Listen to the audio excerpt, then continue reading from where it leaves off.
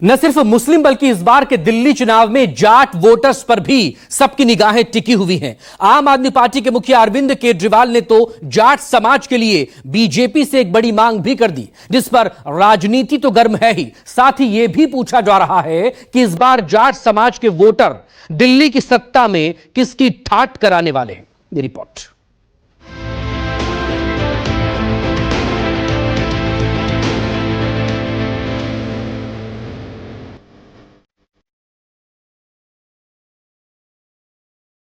दिल्ली के जाट समाज के साथ प्रधानमंत्री श्री मोदी जी ने, गृह मंत्री श्री अमित शाह जी ने और भारतीय जनता पार्टी ने पिछले 10 साल से बहुत बड़ा धोखा किया है।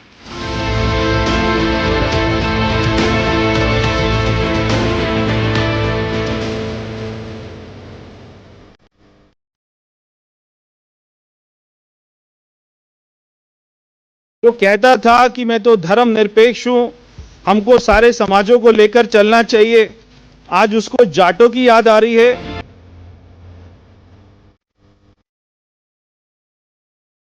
दिल्ली की राजनीति में जाट समाज का अपना एक समृद्ध इतिहास रहा है।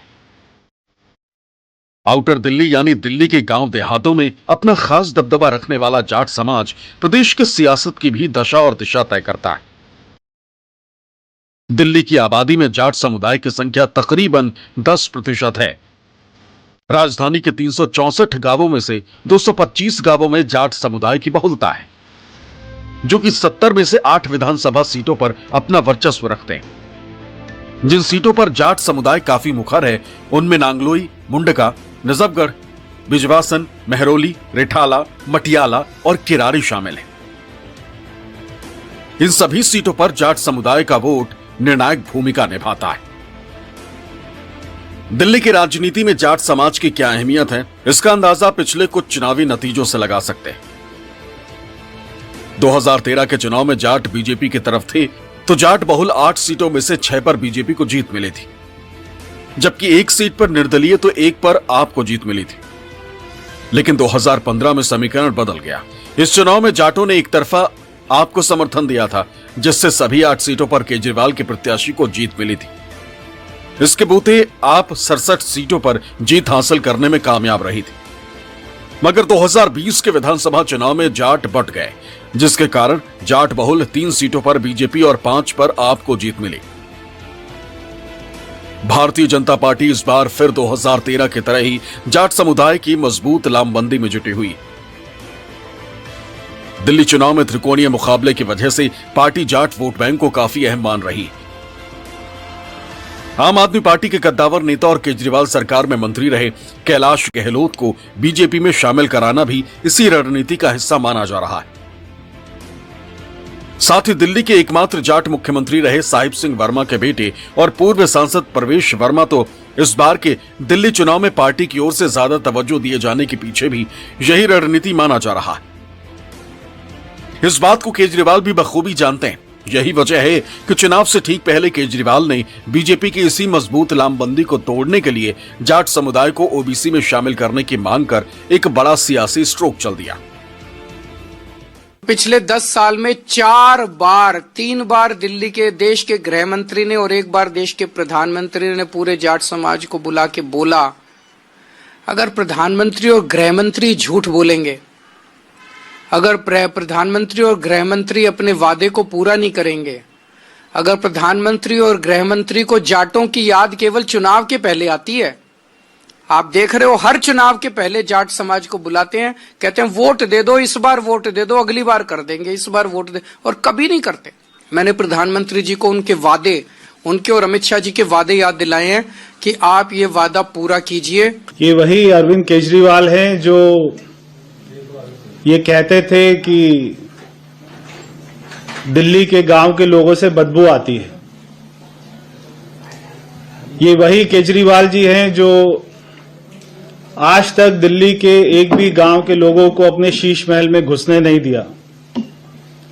और ये वही केजरीवाल जी हैं जो आज तक इन्होंने किसी भी बात पर, किसी भी विषय में, किसी भी गांव का दौरा नहीं किया। पिछले 11 साल में एक भी काम अरविंद केजरीवाल और उनकी पूरी सरकार जो दिल्ली देहात में करवाया, कोई एक भी काम नहीं गिनवा सकते हैं। अचानक जाट वोटों पर जंग छिड़ने की कई वजह हैं। पहली वजह तो यह कि 2015 के मुकाबले 2020 में जाट वोटों का आम आदमी पार्टी के प्रति बिखराव दिखा था। दूसरी वजह यह कि दिल्ली में केजरीवाल के ही जाट नेता कैलाश गहलोत अब बीजेपी के टिकट पर बिजवासन से चुनावी मैदान में।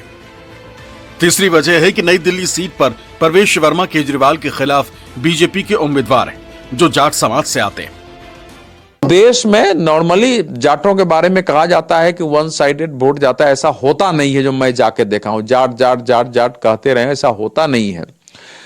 लोकसभा चुनाव में पश्चिम उत्तर प्रदेश में ही देखेंगे तो आरएलडी के साथ आने के बावजूद जो है जाटों ने, जहां कैंडिडेट अच्छे नहीं थे और भारतीय जनता पार्टी के स्थानीय सरकार से लेके थोड़ी बहुत जो असंतोष था, उसके कारण बीजेपी के खिलाफ भी गए हैं, पक्ष में भी दिया है। तो कोई एक मुश्त माना जाता है कि एक जाति का वोट चला ही जाएगा, ऐसा होता नहीं। जाट वोट केजरीवाल की आम आदमी पार्टी के लिए कितना अहमियत रखते हैं, इसका अंदाजा इस बात से भी लगा सकते हैं कि पार्टी ने 5 सीटों पर इस समुदाय के लोगों को ही टिकट दिया है। लेकिन असल में जाट समुदाय के लिए इन सियासी पार्टियों के दाव पर अपनी क्या राय रखते हैं, ये भी सुन लीजिए। हम बीजेपी की वोट देंगे, केजरीवाल को नहीं देंगे। जाट रहने हैं 10% मिल रहा है, पहले भी अब भी मिल रहा है। ये तो कोई होया कर भाई, बीजेपी वो कर दे, ओबीसी में दे दे या ना दे, उससे फर्क क्या पड़ेगा? रोजगार तो कोई है नहीं, ओबीसी में दे दो, क्या फर्क पड़ेगा उससे? चुनावी स्टंट है। जाट तो कितने सालों से यही है, तब ना डाले ओबीसी में। अब चुनाव का टाइम आया, इनको ओबीसी में ठोक दो। निष्पक्ष मतलब न्यूज़ 24।